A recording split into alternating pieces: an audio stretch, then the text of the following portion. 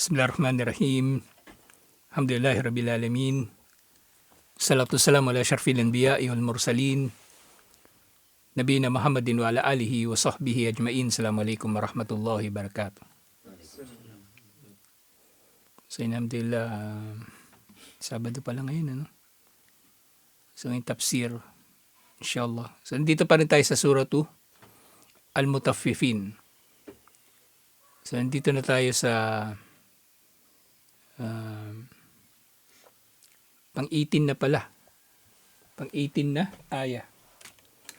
Sumunod na aya, Inna kitabal abrari lafi illiyin. Yung nakaraan nabanggit yung kitabul fujjar. At ito nga'y tinatawag na sijjin. Yung sijjin nga na yun, sinasabi ng mga scholar. So, hindi siya paglalarawan ng kitab o talaan ng mga kufar. Pagkus ito ay lugar kung nasaan sila. Nasaan yung talaan. Yung sijjin, kulungan. At yung impyerno yung tinutukoy doon. At ngayon naman, kalla inna kitabal abrari lafi illiyin. Sinabi, yung sunod na chapter, kitabul abrari wa jazauhum, ang talaan ng mga matutuwid at anong kanila magiging gantimpala. Yaqulu ta'ala hakkan, sa sinabi ni Allah subhanahu wa ta'ala sa kanyang totoong pananalita, inna kitabal abrar wa hum bi khilafi al-fujjar. So kabaligtaran nito yung nauna na nabanggit. Yung abrar, kabaligtaran ng fujjar. Kung yung fujjar, yung mga makasalanan, yung mga abrar, sila naman yung matutuwid. Sila yung matutuwid.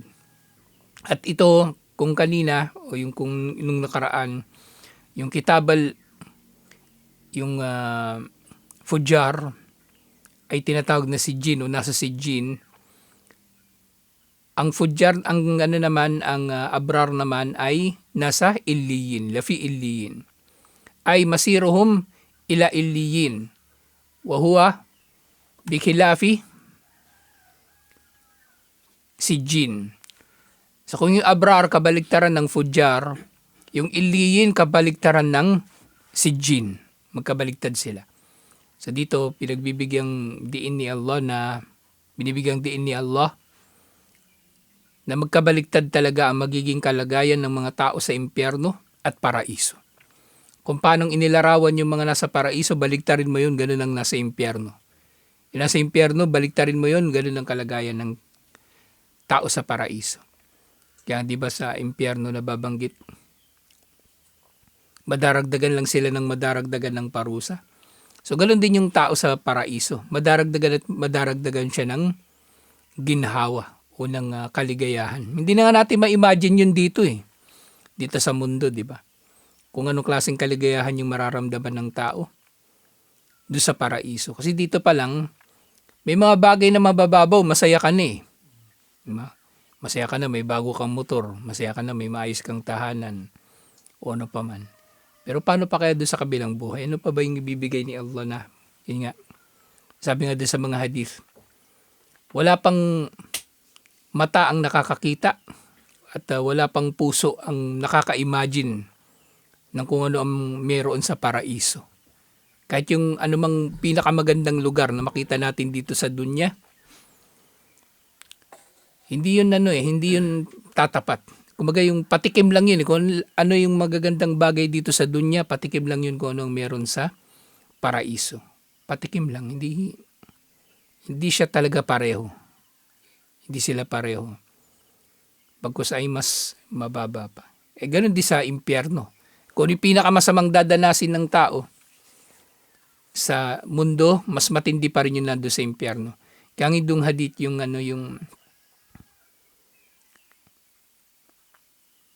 kung meron ba daw tao na pinanganak na puro na lang hirap yung naramdaman niya dito sa dunya, isang saglit lang siya sa paraiso, makakalimutan niya lahat ng hirap niya. At meron namang tao nang pumasok siya sa impyerno, kung isinilang man siya na kumbaga puro kaligayahan yung nararamdaman niya, makakalimutan niya lahat yun. Isang sandali lang. Dahil sa pagpasok sa paraiso. O impyerno pala. Makalimutan niya lahat ng kabutihan, kainaman, kagandahan kapag pumasok siya sa impyerno. Sinulat ni Hilal bin Yasaf sa Alaib na Abbas, Kaaban, wa ana hadirun an sijjin. Tinanong daw ni Hilal bin Yasaf, si Hilal bin Yasaf yung nag-ulat, tinanong daw ni Ibnu Abbas si Kaab. Hindi na binanggit ko sinong Kaab dito yung tinutukoy. So maaring si Ubay bin Kaab. At nandun daw siya. At nagtanong si Ibnu Abbas tungkol sa sijjin. Qala hiya al-ardu as-sabi'ah wa fiha arwahul kuffar. Ito raw yung ikapito na lupa at naririto ang kaluluwa ng kuffar. Sabihin nandun sa ikapito na ilalim. Kung yung langit, 7 layer pataas, yung lupa, ilang layer din pababa. Wa sa'alahu an illiyin. So, ganun nga kabaligtaran. So yung si Jin kanina, 7 lupa sa ilalim. So, ano kaya yung yung illiyin? Ikapito din, pero ikapito ng langit. Hiya as-sama'us sabi'ah. Wa fiha arwahu al-mu'minin. Ito daw ikapitong langit at naririto ang kaluluwa ng mga mananampalataya. Wa hakadha qala ghayru wahidin innaha as-sama'us sabi'ah. At ito yung sinabi rin ng iba pa na tunay na ito raw ang illiyin, ang ikapitong langit. At sinabi ni Ali bin Abi Talha mula kay Ibnu Abbas radiyallahu anhuma, kalla inna kitab al-abrari lafi illiyin. Itong sinabi nito ni Allah, kahulugan nito, ya'ni al-jannah, yung paraiso mismo, ang tinutukoy sa illiyin. Kung yung si Jin, yung impyerno mismo, so ito din yung paraiso mismo ang illiyin. At sinabi ng iba pa, ang illiyun and the Sidratil Muntaha. Yung Sidratil Muntaha, ito na yung malaking puno sa hangganan ng paraiso. Yung anong nakita ni Propeta Muhammad sallallahu alaihi wasallam, si Jibril alaihi salam, banda doon sa may, kumbaga hangganan ng paraiso. Sa Sidratil Muntaha, malaking puno yun sa hangganan ng paraiso. Yung mga bagay-bagay sa paraiso kapag inilalarawan ni Propeta Muhammad sallallahu alaihi wasallam, hindi nga natin ma-imagine kung paano mangyayari yun, kung sa scale pa lang ng dunya. Diyan meron dong puno. Yung lilim nun, 70 years na tatawirin daw ng naglalakbay. 70 years. So, hindi natin kailangan isipin pa. Ano ba yung naglalakbay na yun? Nakasakay ba sa kabayo, naglalakad? Kahit ano pang sakyan mo kung 70 years yung tatawirin. Sabihin mo natin, di ba 70 years naglalakad. Pag makakabayo, magiging mas mabilis. Kapag nakamotor, mas mabilis. Malaki pa rin na puno yun. Walang ganung puno sa dunya. Di ba? 70 years ka maglakbay, baka nakarating ka na sa Mars. Di ba? Nakarating ka na ng ibang planeta. Ganun kalaki yung puno na yun, di ba? Malaki pa sa mundo. Malaki pa sa mundo. Napakalaki niya. Lilim pa lang niya yun. Lilim. Gano'n pa kataas yun, ano pa man. Talaga yung minsan, di makakanood ka ng mga kwentong pambata, mga fantasy, mga sci-fi. Magugulat ka sa skill, sa laki ng mga nililikha nilang mga mga planeta, mga bagay-bagay. Pero walang sinabi lahat yun sa paraiso. Walang sinabi lahat yun sa paraiso. Siyempre, lahat ng pinaka nakakatakot na horror na mapapanood mo, wala yung sinabi sa impyerno. Wala yung sinabi sa impyerno. Kasi yung mga horror, malaking bahagi ng horror yung yung musika, yung sound effects, yung nakakatakot talaga dun Nakatakot yung gugulatin ka, bibila dalag lalabas. May inatake nga raw sa puso din kakapanood ng horror. Kung nangyayari yun sa kanila, pelikula lang yung pinapanood nila, paano pag nandun na sila sa kalagitnaan nun? Kalagitnaan ng lahat ng nakatakot na yun. mamatay sila, di ba? Tapos lalabas na yung malakal maut. At yung darating sa kanya yung malakal maut, tapos yung mga anghel ng parusa. Lilitaw yun sa kanya sa napakapangit na anyo, kumbaga. Nakatakot. Doon pa lang, nakatakot na. Tapos doon sa libingan, doon pa lang. Paano pa kaya doon sa araw mismo ng paghuhukom at doon na mismo sa impyerno? Sa patindi ng patindi. Kaya tama sinabi ni Uthman bin Affan radiyallahu anhu. Tinanong siya, bakit siya umiiyak kapag napapadaan siya sa libingan? Pero hindi naman siya napapaiyak pagka naririnig niya yung mga aya tungkol sa paraiso o impyerno. Maaring naiiyak siya, pero mas naiiyak siya kapag may libingan. May nililibing sila, mapapadaan sila sa libingan. Mas naiiyak siya pag ganun. Kasi nga naman, sabi niya, sa libingan daw nagsisimula yung kabilang buhay at anumang pagkatapos nito ay maaring mas matindi o mas maginhawa kaysa sa anumang naririto. So kung doon sa libingan, pagbubuksan ka ng pinto o bintana ng paraiso o impyerno, paano pa pag nandun ka na talaga sa mismong paraiso o impyerno? Mas matindi. Mas matindi. So yung iliyon nga, wadahiru anna iliyin, makudun minal ulu. So grammatically, yung iliyin, sasabi ng mga mufassirun, maaring ito ay nanggaling sa salitang ulo, kumbaga pangingibabaw, o nasa taas, nasa ibabaw. Paraiso nga rin. Kasi pag inilalarawan yung paraiso, nasa ibabaw, yung impyerno, nasa ilalim. Wa kullama ala shay wartafa'ah aduma wattasa'a. At anumang bagay na inilarawan bilang nakakaangat, ito ay kumbaga nangangahulugan, ito ay mataas, dakila, malawak, lahat ng magagandang katangian na pwede mong ilarawan sa anumang bagay ay taglay nito. Walihada qala ta'ala muaddiman amruhu mufakhiman sya'nahu. Sinabi ni Allah na nagmamalaki. At si Allah ay mayroong kumpletong karapatan na magmalaki. Kaya ngayong tao, hindi siya dapat nagtataglay ng kibir o ng pagmamalaki. Dahil ang pagmamalaki, ang tanging mayroong karapatan na magmalaki, si Allah lang. Si Allah lang ang mayroong, kumbaga, karapatan na magmamalaki. Meron siyang karapatan dito. Kaya nga isa sa mga pangalan niya yung Al-Kabir. Kabir sa kahulugan na hindi lang malaki, kundi merong karapatan na magmalaki. Kaya ipagyabang niya na siya ay malaki, na siya ay dakila. Na siya ay malaki, na siya ay dakila. Pero yung tao, wala siyang karapatan. Kaya nga alipin ni Allah ang relasyon natin kay Allah ay bilang mga alipin lamang ni Allah. Wala tayong karapatan na magmalaki.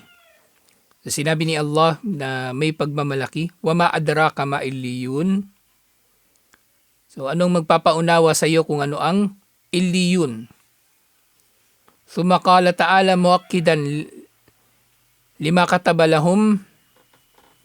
At sinabi ni Allah nang may pagtitiyak sa kung ano man ang isinulat niya o tinakda niya para sa mga tao, na ito ay kitabum markum. Na ito ay kitabum markum. So dinadakila ni Allah, kumbaga sa kanyang kadakilaan, dinadakila din niya kung anong illiyun sa pamagitan ng pagsasabi ng wa ma adraka ma illiyun. Ibig sabihin, hindi nyo maintindihan kung anong illiyun. Ipaliwanag ko man sa inyo, hindi nyo rin maintindihan. Kumbaga, wa ma adraka ma illiyun. At ito nga ay kitabum markum. Ito ay talaan na markum. Ibig sabihin, nakasulat. Yashhaduhul muqarrabun. Sinasaksihan ng mga malalapit. Malalapit kay Allah. So yung markum, sa isa pang kahulugan ng markum, actually yung rakam, alam niyo rakam sa Arabic? Rakam, number. Isipin niyo yan, aklat yun na markum. Ibig sabihin, sa talaan na yun, may number. So, ibig sabihin, detalyado talaga siya. Detalyado talaga siya na listahan. Di ba yung Sijjin, ganun din, Kitabum Markum. So ganun din yung Illiyin, yung Illiyun, Kitabum Markum din. Hindi lang dito nakasulat yung mga salita, kundi pati bilang, kumbaga Markum. Markum. Kaya ganun din siyang naisulat. At sinasaksihan ito ng mga mukarrabun. At yung mga mukarrabun na tinutukoy dito, wahumul malaika. Kalahu Katada, ayon kay Katada, ang mga mukarrabun dito, yung mga anghel. At yung nga sila ngay malalapit talaga kay Allah. Sila ay malalapit kay Allah. Sa pagtalakay nga natin doon sa paniniwala sa mga anghel, di ba? Di ba natapos na natin yun? Yung mga anghel, yung huling usapin doon, sino ba talaga nakakahigit? Yung mga tao o yung mga anghel? Sabi ng mga scholar, dito sa dunya, habang umiiral pa yung dunya, ang mga anghel, mas mataas ang antas nila kaysa sa mga tao. At kabilang sa mga dahilan, sila'y malapit kay Allah. Sila'y malapit kay Allah. Kaya nga doon sa mga hadith, halimbawa, yubahi bikumul malaika, hindi sa Ramadan, fa'arullaha min anfusikum khaira, kaya ipakita ninyo kay Allah yung mula sa inyong mga sarili ang kabutihan, dahil pinagmamalaki kayo ni Allah sa kanyang mga anghel. At sa isa pang hadith, wadakarahumullahu fi man enda, di ba yung mga tao na nagtitipon-tipon para mag-aral, binabanggit sila ni Allah doon sa mga kasama niya. At ang mga tinutukoy dito ng mga kasama niya, yung mga anghel. Yung mga anghel. So dito sa dunya, nakahigit yung mga tao, yung mga anghel kaysa sa mga tao. Pero pagdating ng akhirah, pag nakapasok na yung tao sa paraiso, mas nakakahigit na yung tao kaysa sa mga anghel. Alhamdulillah. So ganun siya na-reconcile ng mga scholar. Yung mga mukarrabun dito, yung mga anghel. So maqala ta'ala, innal abrara lafi naim. So inilarawan muli yung mga abrar. So kung kanina yung mga abrar, inilarawan ni Allah na sila ay, kumbaga, ang kanilang aklat ay nasa Illiyun. May nalaktawan pala tayo. Kaya balikan natin pala yan. So yun sila daw yung mga anghel, yung mga mukarrabun. At sinabi ni Al-Awfi mula kay Ibn Abbas, yashhaduhu man kullun min kulli samain mukarribuha. Sinasaksihan daw ito ng lahat ng nasa langit na malalapit kay Allah. Sinasaksihan daw ito ng mga nasa langit na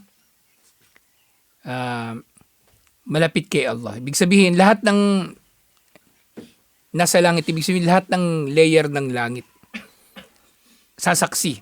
At mga anghel din yung nandun sa bawat layer ng langit, di ba? May mga anghel doon, so lahat sila sumasaksi. At yung innal abrara lafi naim, tunay ng mga matutuwid ay nasa naim. Yung naim, sa literal na kahulugan nito, naim, biyaya. Biyaya. Siyempre, maaari ding mga hulugan ito ng, kumbaga, sa pangkalahatang kahulugan nito, na anumang, kumbaga, magdudulot sa tao ng ginhawa, ng ligaya, at iba pa. Innal abrara lafi naim. Ay yawmal qiyamah, hum fi naimim mukim, wa jannatun fihi, fadlun amim.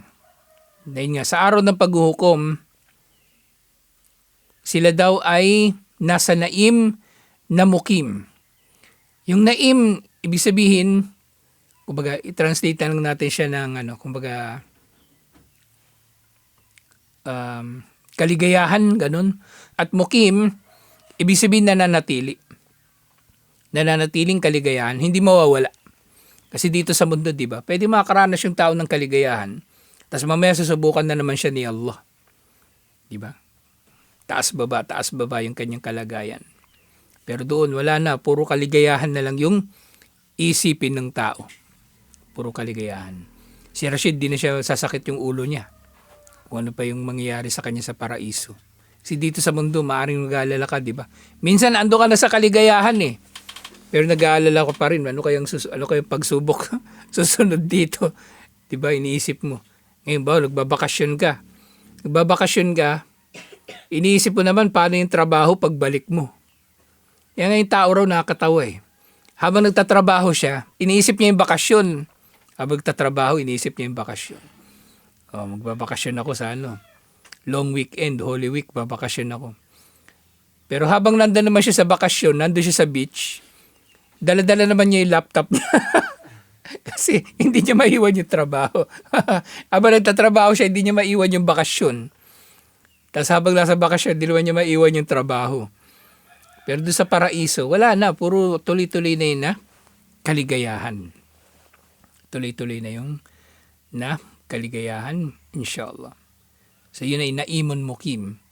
At jannatun fiha fadlun amim. At mga paraiso, mga hardin, na narito ang mga biyaya ni Allah na malawak at napakarami. Yung amim na tinutukoy dito, kumbaga amim na yung malawak, hindi na ubos. At malawak, ibig sabihin, iba-ibang klase. Iba-ibang klase. Hindi ka magsasawa. Kumbaga. Kasi dito sa mundo, di ba? Meron kang taniman. Meron kang taniman. So, lahat ng tanim mo, natikman mo na. Bandang huli, maghanap ka ng ibang tanim eh. Ibang prutas eh. Wala kang ubas. Hanap ka ng ubas. Bandang huli, bibili ka pa rin ng pagkain. Bibili ka pa rin sa iba. Nung kung ano yung wala ka. Pero sa paraiso, wala kang kailangan bilhin doon. Lahat ng kailangan mo nandun. Lahat ng gusto mo nandun. Lahat ng gusto mo naroon. Kasi hindi ka mapapagod. Bawa, di ba? Andito mga saging, tapos nandun yung mga nyog, nandun yung mga mangga. Halimbawa lang. So pupuntahan mo yon. Pero sa paglalakad mo, hindi ka mapapagod. Dito, akit ka lang ng maglakad ka, puntang kilat, hingal ka na dun eh. Lalo na ngayon, hindi na tayo masyadong naglalakad. Yung binuhat nga natin welding machine, hingal na ako dun eh. Pati yung bakal, hingal na ako nun. Dun, hindi ka mapapagod. Anumang bagay na gusto mong kunin, baka nga hindi mo na kailangan puntahan yun eh. Kasi lalapit na lang sa yun eh. Kasi nga doon sa paglalarawan sa paraiso. Yung lagi ko binabasa na aya, yung doon sa dulo ng Surat Ad-Dukhan. Tatawagin daw sila doon sa loob ng paraiso. O tatawagin nila doon sa loob ng paraiso yung bawat bunga. Habang sila yung mga ligtas. Kasi magkukuha ka ng bunga, minsan mapanganib pa yun eh. Akit ka ng mangga, di ba? Mababali yung sanga. Kaya nagtataka ako dun sa leron-leron sinta. Di ba? Pagdating sa dulo na bali ang sanga, wala ka na mga apakang sanga sa papaya eh. Di ba? Meron ba? Wala kang apakang dun eh. May mga kanta, yung mga kanta talaga, nonsense yung karamihan eh. Di ba? Anong aapakan mo sa papaya? Hindi naman yung mangga. Yung sanga nga nun, dahon lang yun eh. Wala kang aapakan nun. Wala kang aapakan sa papaya. So di ba dito sa mundo, hindi ligtas, maaaring mapapahamak ka. May namamatay pa dyan eh. Dito may namatay nga raw dito, nahulog sa mangga. Dati pa. Pero doon ligtas ka kasi pwedeng mangyayari naman, abot mo lang yung kamay mo eh. Tatawag. Ikaw, ay di ikaw. Gaganon na lang yung puno. Bababa yun. Sabutin mo na lang. Naalala ko tuloy si Juan Tamad eh. Di ba si Juan Tamad? Nakahiga lang siya, ganun, hinihintay niya lang babagsak yung bunga. Pero doon sa paraiso, maring ganun na yung tao eh. Kasi ligtas siya. Ligtas siya doon sa paraiso na naghihintay na lang ng bunga na gusto niya.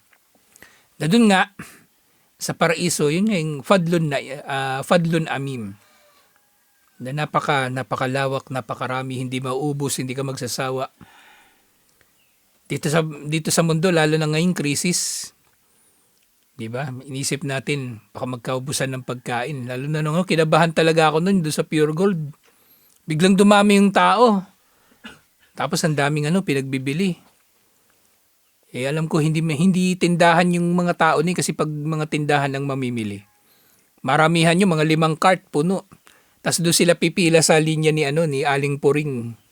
Then merong 2 doon cashier eh. Doon sila nakapila. Pero yung biglang dumami yung tao, 10:00. Tapos Kung ano yung mga binagbibili nila, mga pagkain, ganun. Mahal na araw di ba bawal karne?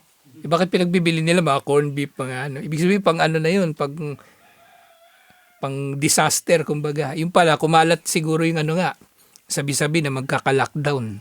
Kaya mga tao nagbilihan na ng mga kung ano. So walang ganun sa paraiso. Hindi mo kailangan mag-hoarding. Hindi mo kailangan mag-imbak ng pagkain kasi hindi mo masisira yung pagkain dun Ngayon iniisip mo, di ba? Mag-imbak nga ako ng ng sardinas o ng bigas o ng gasolina kasi baka maubos. Doon wala na. Alhamdulillah. Tulala ka na naman. Baka iniisip mo, mauna na kaya ako doon. Mauna na ako doon. Bahala kayo sa buhay nyo. It's like big thing. Pagbigti. Mauna na. Sa halip na mauna sa paraiso, nauna sa impyerno Mauna na ako. Kaya kawawa yung mga bata na yung binibrainwash ng ISIS, mag-suicide bomber. Yun yung sinasabi nila Pag nag-suicide bomber kayo, mauna kayo sa paraiso. Yung bata, wala na brainwash. Mauna sa paraiso. Yung bata na yun, mula nung unang panahon, yung puro hirap na yung dinanas nun Iniisip niya, mauna na ako sa paraiso. Suot ko na tong suicide vest o ano pa man. Magaling mga talaga, yung mga hinayupak na yun na namang brainwash. So yun na yung naim na tinutukoy. Pero may ang daming, isang salita lang pero ang dami na nating napag-usapan. Masyaallah. Kung matalino ka, ito yung hahangarin mo, yung paraiso, hindi yung dito sa mundo. Diba? Anin mo yung mundo, diba? O mandurugas ka. Dadami yung yaman mo. Impyerno ka naman, wag na lang. Diba, aling mamuhay ka ng pulubi. Mamulubi ka na lang, wag ka na lang mandugas. Tapos doon nga, ay yawmal qiyamati hum fi naimim muqim wa jannatin fiha fadlun amim alal araik. So hindi lang sila basta-bastang nandun. Sila ay nasa mga araik. Yung araik, plural ito ng arika. Arika yung tawag ng mga Arabo ngayon sa sopa. Yung sopa, yung malambot. Hindi na uso ngayon yun Dati uso yung salaset Bawat bahay may ganun, salaset. May upuan na mahaba, may upuan na maliit, tas may mesa sa gitna na na mababa. Arika o araik. Pero yung araik na ito sa tafsir, ang tinutukoy dito, kapag nababanggit yung araik, ba alal araiki yandurun, hal tuwibal kuffaru, makano yafalun doon sa suratul mutaffifin. Kaya nga bandang huli, nasa mananampalataya ang huling halakhak. Kasi nasa araik sila, wahiya al-musarrar tahta al-hijal. Na ito daw, araik na ito, hindi ito basta-bastang upuan. Mga trono ito. Mga trono, magagandang mga upuan. Isipin mo na yung pinakamagandang upuan na naupuan mo dito sa dunya. Pinakamalambot, pinakakomportable. O pinakamalaki na upuan. Diba? Tapos meron pang mga unan doon. May mga unan, may carpet sa harap. Diba? May aircon. Tapos andyan yung mga juice, pagkain. Isipin mo na lahat yun. Walang sinabi yun dito sa kung ano yung meron dito, doon sa trono na yun. Alal araik. Nandun daw sila sa mga araik. At nasa ilalim daw sila ng mga hijal. Yung hijal na tinutukoy dito, yung parang kubo. Tent. Ganon. Di ba sa mga resort may ganon? Yung mga gazebo tawag nila. Di mga maliit na kubo. Tapos nakasilong ka dun. Tapos tinitingnan mo yung magandang tanawin. Dagat. Kabundukan. Nandun ka. Doon palang masaya ka na paano pa kayo sa paraiso? Andun, tanaw-tanaw mo yung lupain mo. Masyala, lawak na lupain mo dun.